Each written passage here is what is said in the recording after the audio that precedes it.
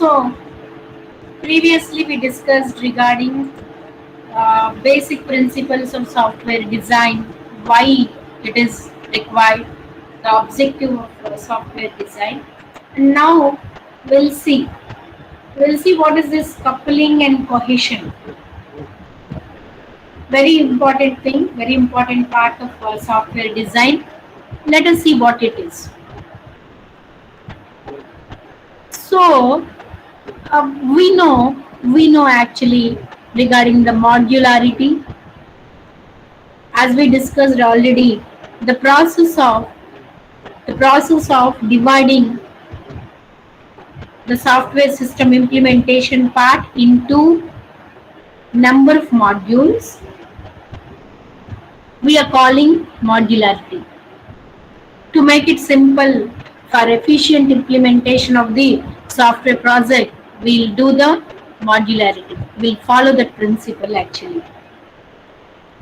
So it is as follows, that divide and conquer strategy. Okay, let it be like that. Now we'll talk about a module coupling. Okay, so the coupling is degree of interdependency between software modules.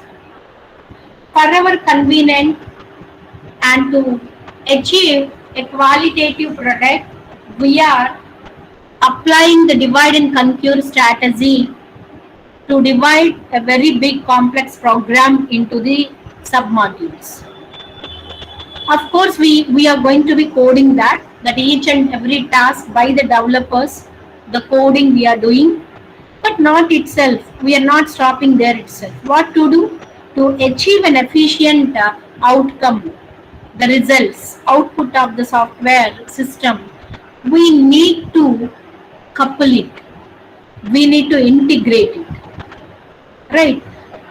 See, a big program we have divided into the subprograms. Each subprogram is coded, individually debugged, verified with the results. But how to achieve that overall big program result? We need to couple, we need to integrate. That is simply we are calling module coupling. As the name it is indicating that we just wanted to couple the modules.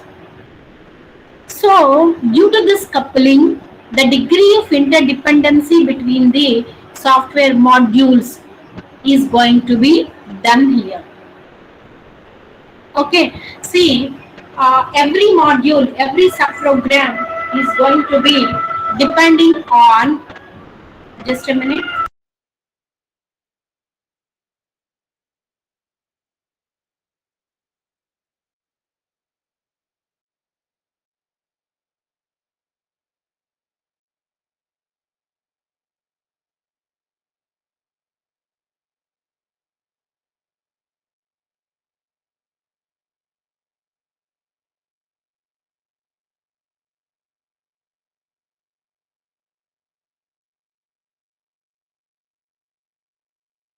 So, see, this coupling, there are two different kind of procedures. Importantly, we can say the coupling techniques. Coupling is getting together, connecting together, or we are integrating together the modules. This is what the module coupling.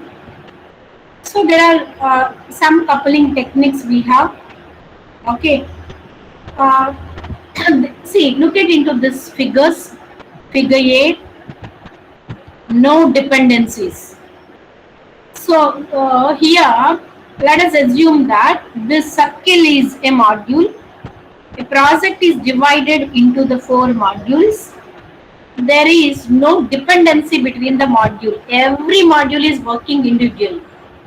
But very rare case, project is not at all generally follows this kind of method, uncoupled technique. Okay, uncoupled technique. So more formally we can say the coupling techniques are 2. One is loosely coupling and another one is tightly coupling. Okay, tightly coupled and loosely coupled, or you can call like highly coupled. Okay, see, The two modules are tightly, strongly dependent on each other. Maybe 2 or 4 or 10, whatever. There is no any specific number here. See, the module is what? Some task, some of subprogram of the software system. When this subprogram is independent, sorry, it is not independent, it is dependent very strongly. How to say here? Strong dependency is nothing but, for example, 4 modules. To start functioning the module 2, module 1 should be pass some input. Module 1 should give some input to the module 2. If module 1 is not passing, forwarding any input to the module 2, the module 2 is not going to start its functioning. So if module 1 is not working, module 2 is also not working. Such kind of dependency you are calling strongly dependent. So highly coupled, coupling with each other. So let us see figure C. In this, what happened? This module 1, let us assume for circle 1, 2, 3, 4. What happened here? All the 4 modules require all the other modules inputs. See, to make functioning of module 1, it requires module 2, module 3, module 4. All the modules somehow requires some of the results, some of the inputs to the module 1. Similar case for the module 2, module 3, module 4. Everyone is required. Every module is going to be expecting some of the information, some of the data from the other module. It is highly coupled. Lot of dependencies. But loosely coupled is, there is some coupling, but it is not very strong. Some cases, see, to make functioning this module 1, only module 2 is required. Module 3 may not require, module 4 also may not require. Only few of the modules are depending on few of the other modules. So some dependencies, not each and every one is depending on each and every other module. This is loosely coupled. This is loosely coupled. Very low coupling it is. Very low coupling. So let us see which is a good design. Whether we need a low coupling or high coupling. How it is correlates with the design phase. Okay. See now. See this point. A good design is the one that has the low coupling. See, note down. Carefully listen. Very important point. Even in GATE examination, this question has been asked many times. Coupling is measured by the number of relation between the modules. Number of relations between the modules. Here, loosely coupled, the relation between module 1 and 2 is 1 relation. Module 1 and 3 is 2 relations. Module 1 and 4 is not at all having relation, 0. Okay. Coming to the C figure, module 1 to module 2 relation is 3.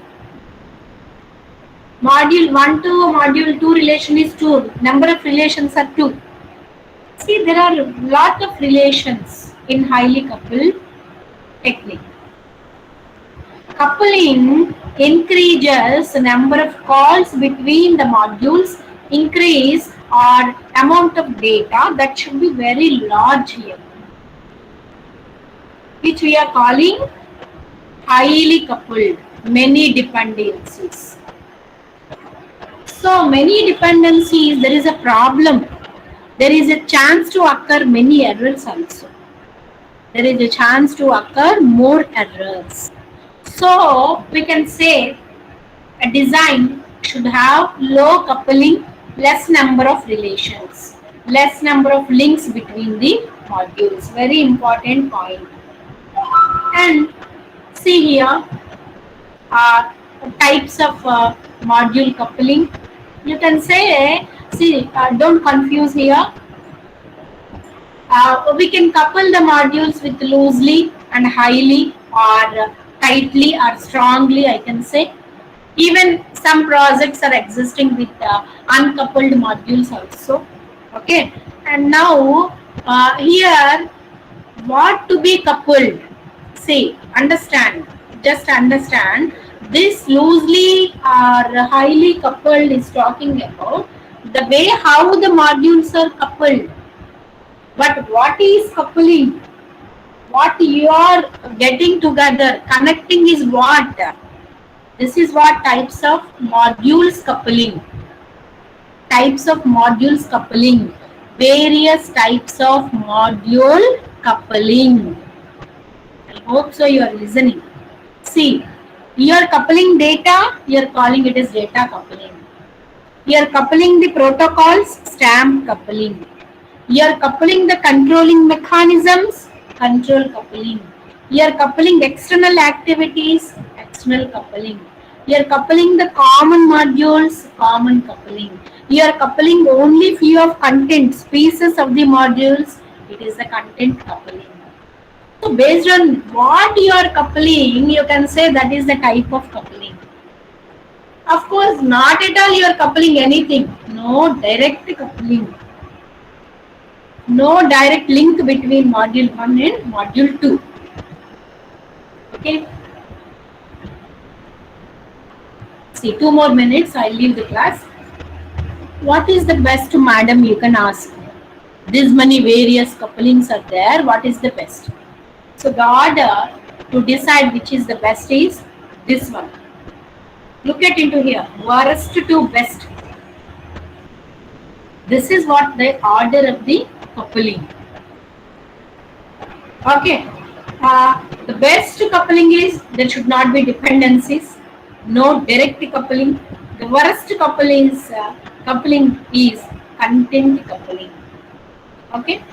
So of course we need to discuss something more regarding the coupling techniques. We'll see in the next class, and you can ask me